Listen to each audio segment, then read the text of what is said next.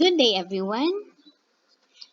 Again, this is Teacher Novin. For today's video, i-discuss ko ang Quarter 1, Week 3 lesson, Mathematics 9. This is the nature of the roots of a quadratic equation using the discriminant. For our learning objectives, number 1, determine the discriminant of a quadratic equation. Number 2, determine the nature of the roots of a quadratic equation using the discriminant. So let's get started. The discriminant of a quadratic equation is the radicand in the quadratic formula, which is b squared minus 4ac. So kung natatandaan nyo yung solving quadratic equation using the quadratic formula, dun natin kukunin yung discriminant ng quadratic equation. Ito yung, for example, this is our quadratic formula, which is the x is equal to negative b plus minus square root of b squared minus 4ac over 2a. So, ang discriminant natin dito is yung radicand niya. Ito, b squared minus 4ac. Gagamitin natin ito para makuha yung discriminant ng quadratic equation. Okay? Let's have some examples. Number 1. Determine the discriminant of the quadratic equation x squared minus 8x plus 16 equals to 0. Again, we will use b squared minus 4ac to get the discriminant. Solution. Of course, we have to identify the values of a, b, and c.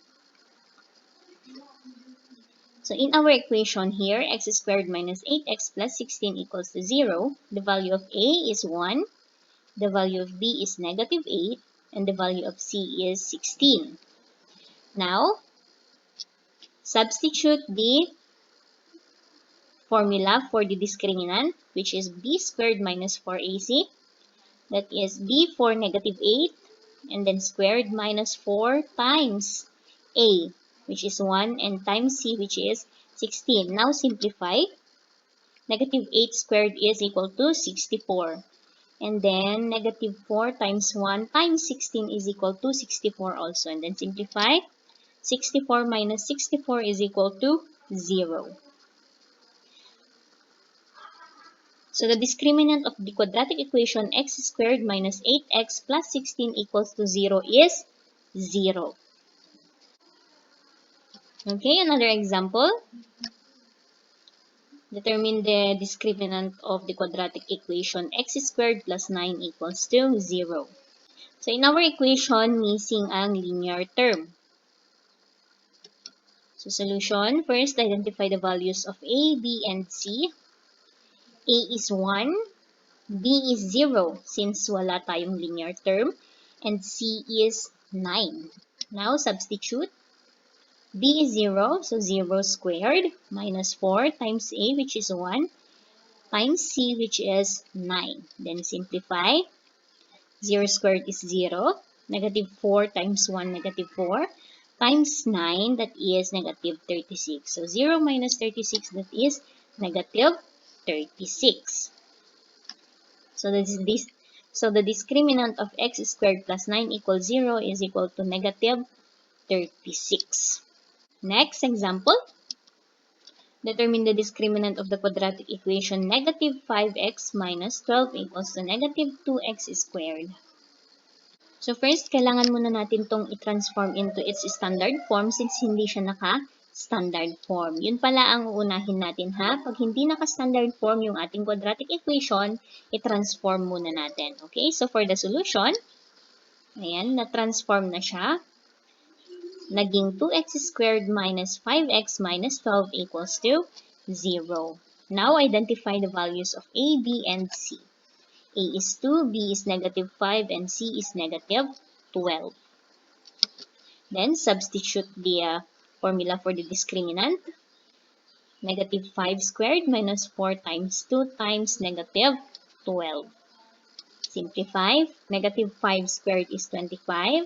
Negative 4 times 2, that is negative 8, times negative 12, that is positive 96. And 25 plus 96 is equal to 121. Kaya ang discriminant dito ay 121. Ngayong alam na natin kung paano kumuha ng discriminant ng isang quadratic equation, gagamitin naman natin itong discriminant to determine the nature of the roots of a quadratic equation. Okay? So, the following are to be considered in determining the nature of the roots of quadratic equation. So, these are the conditions. If the discriminant is equal to 0, or if b squared minus 4ac equals to 0, then the roots are equal and real. So, kapag equal to 0 daw yung discriminant natin, there are two equal real roots.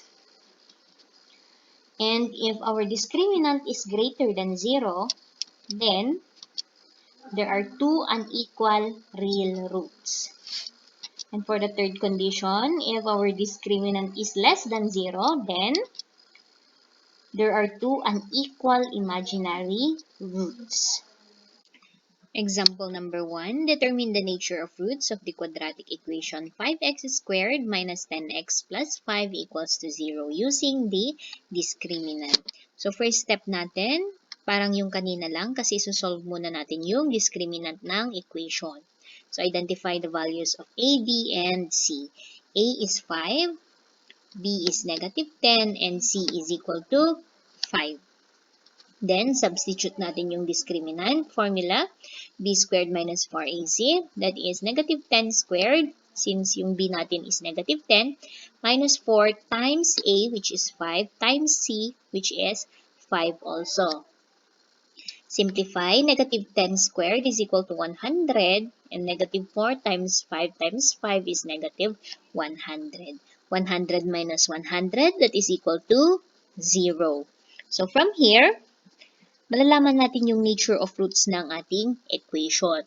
So, ang sabi kanina, if the value of the discriminant is 0, we can say that there are two equal real roots. So, pag sinolve natin itong equation na to, meron tayong makukuhang dalawang roots na parehas, which are real numbers also. Nakuha? So, ito na yung magiging conclusion natin. Since the discriminant is 0, then there are two equal real roots. Kuha? Okay, another example. Determine the nature of roots of the equation x squared minus 4x equals to 0. So first, identify the values of a, b, and c.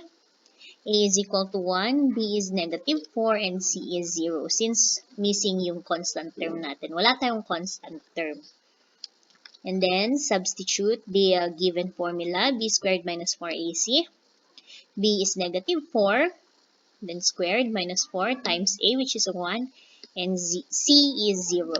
Simplify, negative 4 squared is equal to 16. Negative 4 times 1 times 0, that is 0. 16 minus 0, that is equal to 16. Again, balik ulit tayo sa conditions natin. If the discriminant is greater than 0, since 16 is greater than 0, therefore, there are two unequal real roots. So, yun lang. Diba napakadali? Okay, for our last example, how about if we have this equation, x squared minus 2x, or x squared equals to negative 2x minus 5, determine the nature of roots. So, dito, kailangan muna natin i-transform siya into its standard form. So, mangyayari, magta-transpose tayo. So, ang result is x squared plus 2x plus 5 equals to 0. And then, identify the values of a, b, and c. A is 1, b is 2, c is 5. Substitute the discriminant formula. 2 squared minus 4 times 1 times 5. And then, simplify. 2 squared is 4 minus 4 times 1 times 5, that is 20. And 4 minus 20, that is negative 16. Negative 16 is less than 0. So, ano ang sinabi doon? Na kapag ang discriminant natin ay less than 0, ano ang nature ng roots natin? We can say that there are no real roots, or the roots are two unequal and imaginary roots. So, yun lamang ang tatandaan natin. Okay? Yung value ng discriminant natin. Kasi doon tayo magbe-base kung ano yung nature ng roots ng quadratic equation. So, if it is equal to 0, then there are two real equal roots. If it is greater than 0, then there are two unequal real roots. And if it is less than 0, then there are no real roots, or there are two unequal and imaginary roots. Okay? I hope meron kayong natutunan sa lesson natin ngayon. Kapag meron kayong hindi naintindihan or hindi clear sa inyo, pwede niyong i-replay ang video na ito. Okay? So, thank you for listening. Stay home, stay safe, stay healthy, and God bless everyone. Bye!